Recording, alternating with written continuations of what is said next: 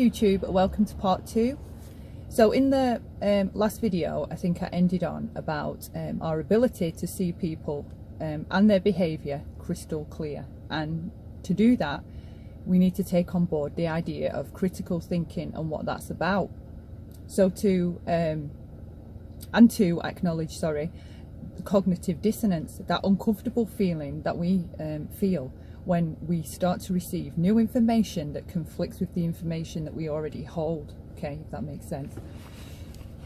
So that uncomfortable feeling, if we start there, so we recognize that when we've already decided and idealized an individual, that we really like them and they're the epitome of everything that is great, everything we want to be and more, right? When we feel that uncomfortable feeling, when we receive, when someone challenges that belief, let's say, right, and that uncomfortable feeling of there could be some truth in what that person's stating about them, that uncomfortable feeling that we get, right, we need to start embracing that. If we want to get better in the decisions we make about the people around us and who we keep around us, then we have to address we may be going wrong somewhere, and if we are, what can we do to make it right? So part of that is recognizing that we have that cognitive dissonance is a thing that we all experience, taking on board critical thinking to see the behavior and recognize the behaviors and recognize what they mean, the red flags too, and then that can take us towards making greater, better decisions for the people around us. And again, with the boundaries, toxic individuals, manipulators, emotional manipulators, narcissists, sociopaths, whoever it is, however you want to refer to them, they hate boundaries. They can't abide boundaries. They play tricks to get healthy people to give way to their boundaries, whether it's by guilt tripping, whether it's by using passive aggression, whether it's by creating an atmosphere of tension that makes you feel so awkward and as though you're walking on eggshells. All these styles of behaviours are toxic and ways narcissists and toxic individuals get us to give way to our boundaries without necessarily saying it. Like, they don't ever need to say the words. The way we receive their behaviours, if we're kind of people pleaser types, maybe codependent, we just give way. We like to appease the individual. We like to make people happy, make them feel comfortable, and we do that to our own detriment. We prefer, some of us, and it's important that you identify if you are one of those people, because then you can correct it. Some of us, we prefer that somebody else feels comfortable, more comfortable than ourselves. So the idea of the boundaries and keeping good, strong ones enforced at all times is that you put yourself first. You recognize your own self-worth, your own self-love, and implement boundaries as a form of self-care. They protect you. They empower you to make good decisions based on logic and intelligence rather than emotional reactions, mood swings, all that kind of thing. We can be balanced and make healthy decisions in regards to the people that we choose to keep around. So we've touched on objectivity, being objective, why it's important to be objective, and that helps us with our critical thinking. We've touched on why it's important to keep boundaries, because it literally drives toxic individuals away. There is nothing that works better keeping emotional manipulators, abusers and users away better than boundaries. They are the things that stop them in their tracks. They just stop them from impeding your boundaries by taking advantage of you, taking you for granted, taking things from you, coercing you into doing things that you don't really want to do, not sticking with strong opinions that you may have, you give way to theirs, all those kinds of things. So your boundaries help you. Okay. So with stating that the boundaries help you, that is a tool that will help you recognize the types of people that you keep around right now. That's a way to test the types of characters that you've got around you. When we give a boundary, when we say no to someone, we don't we don't like what it is they're doing, so we step away from it maybe, right? Or we stay emotionally detached from the situation that's happening presently around us. When we do that, other people's reactions to us implementing a boundary for ourselves are the secret to working out who is who are the healthy people and who are the toxic individuals.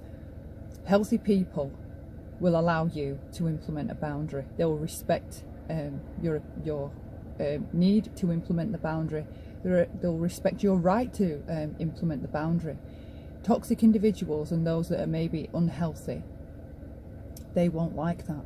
You will notice the people that close you off when you start implementing boundaries here, there and everywhere.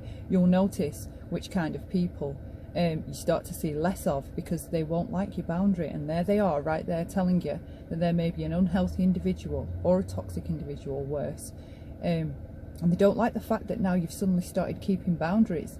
Like, take for example the live stream chats that we visit or frequent around on YouTube. You can go in a chat that's hardcore for one person, right? And you can state a balanced opinion that addresses maybe the enemy of the current time, and addresses the individual whose stream that you're in. You can give a balanced opinion, and in some chats you will be blocked straight away. Take that on board, because they are telling you right there they don't want you having an opinion that varies from the one that's being set in this chat. They're letting you know. If people aren't... See, the way I see it is, I would prefer people debate or argue my points, right? The points that I would make. Because if I'm so cool with my points and I believe in them, I shouldn't be fazed or triggered or reactive because someone challenges them. I should actually welcome the challenge, because either someone can teach me something new, or they can teach me a little bit about them, that maybe they're toxic or unhealthy and not, you know, one to avoid. If we're so, like, if we truly believe in our opinion, we shouldn't mind it being questioned. We shouldn't mind it being criticised. We should just be cool and just go with the flow, because it's not a personal dig at you. Like, we kind of take things so defensively and personally. When someone makes a comment about your comment, perhaps, right? My boundary is I don't take it personally. I allow the person their space to behave as they want to behave. If I deem that that behaviour is unhealthy and toxic, then I'll just stay away from that person. If I think, oh, you know, this person, we don't seem to share the same ideas about things, but I actually like the person, then cool. Look around, all right, on YouTube, the people that can't stand comments that conflict with theirs. And I'm not talking about the ones that are being nasty or vindictive or cruel or, you know, using put downs. The comments that are just giving a different idea to the situation that's going on, or a different approach, and they're timed out, blocked straight away in a lot of the chats. So there again, that gives you an idea of the not the calibre of people, but that gives you an idea, the calibre of mind that you're walking into. Are these people willing to let you have your own opinion, even if it differs from theirs? Are they willing to allow you to express yourself the same way that they're expressing themselves? And in a lot of the cases on YouTube, you'll find they're not. So, right, we'll finish it off here. So we've taken on board why critical thinking is important when we're discerning others, okay? Because it gives us a crystal clear insight into the behaviour, instead of it being based on our own projections and emotional reactions and maybe mood swings and past experience. And we've touched on what was the next thing? We've touched on the need that we should embrace that cognitive dissonance feeling, that uncomfortable feeling when we don't like maybe what we're hearing. Embrace it, explore it. It's nothing to be scared of, it's nothing to hide. I'm not about not anymore anyway, I'm not about burying things down, hiding them, you know, like, no, I want to be honest about myself. I want to be honest about what I'm seeing in other people. I don't want it to be blurred or based on crazy things. I just want to be critical and with the truth and what's real, what's in front of me, not fabrications and ideas and ideals that I've placed onto people. I am done with being around toxic people, okay? No tolerance, zero tolerance for toxic people. And that's what I hope that this channel is going to lead towards.